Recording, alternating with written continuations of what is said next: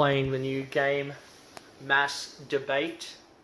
That's right, the game. So you get a minute to decide your argument. Mass Debate by Radioactive Games.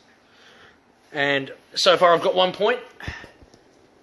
And now Nick is trying to decide his argument against... What was it? Capital punishment in schools. Punishment to state schools. Alright. Is it really fair for us to introduce this severe punishment to children? Children who do not understand the concepts of the moral fabric of life, the moral fabric of society. These are children who make mistakes, and we punish them for these mistakes, sure. But do we end their life because of these mistakes? Are we really going to destroy the future of an innocent child, even though he does not know what he's actually doing? We as adults and as humans of this society are trying to pave the way and teach these children right and wrong, good moral versus bad moral. And we can't really teach them if we are killing them right from the start.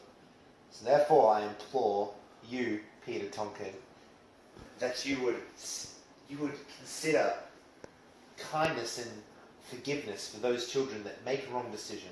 Sure, we punish them, but we do not take their lives away. We merely send them in the right direction via minimum punishment. And, you have 1 minute to argue the contrary, so four capital punishment. Yep.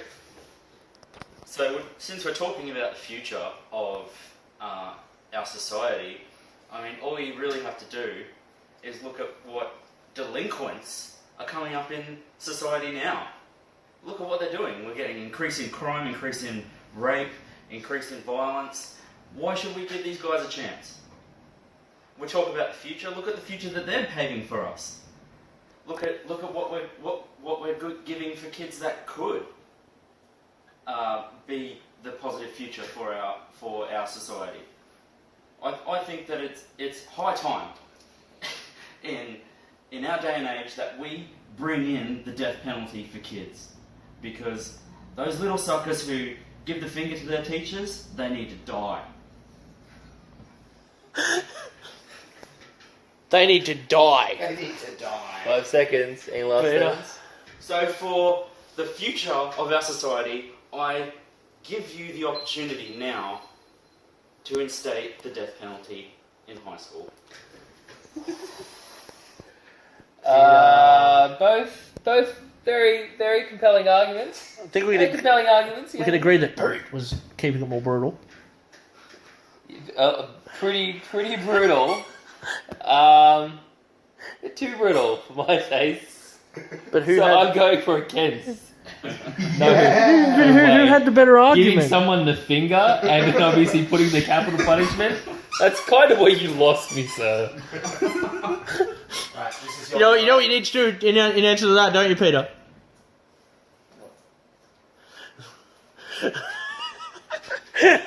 This is your card. Decide whether you're for or against first. Here we go. Go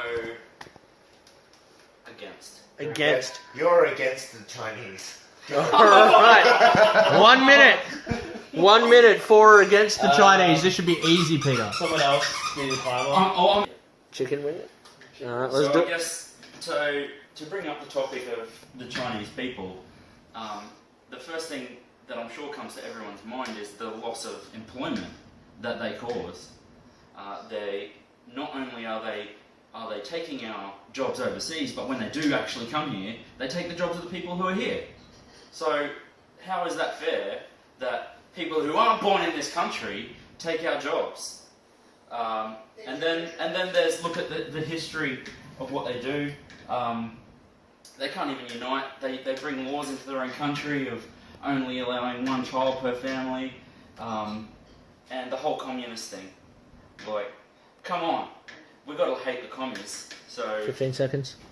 I think that the Chinese people need to be banned from going anywhere but their own country. I mean, I'm a total racist, and that's how it should be anyway. Like, just hate the Chinese. There you go. And Peter, Like Trump. you have make Australia great again. All right. Peter, you have 1 minute to argue for the Chinese. Let's go. Now? Yep.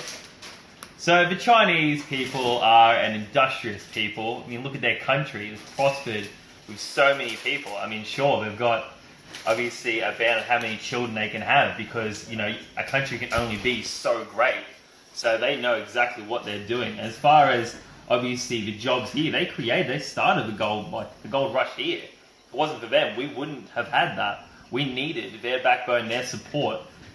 And in that sense, where would food be today if we didn't have the Chinese people? I mean, can you tell me you could really go without fried rice, honey chicken, just like any of Will the you other please say it with the right accent? Like, So, with all that in mind, these Chinese people are just crucial to our society. I mean, obviously their ways are different to ours, but different doesn't mean bad. Different is good. Different's what we need. And to get rid of the Chinese, we've got to be for the Chinese. I reckon we should have more people here, Chinese. All right. Comes up to me now to decide on the winner, and I'll be honest, it was tough. It was 50-50 there until you started mentioning food.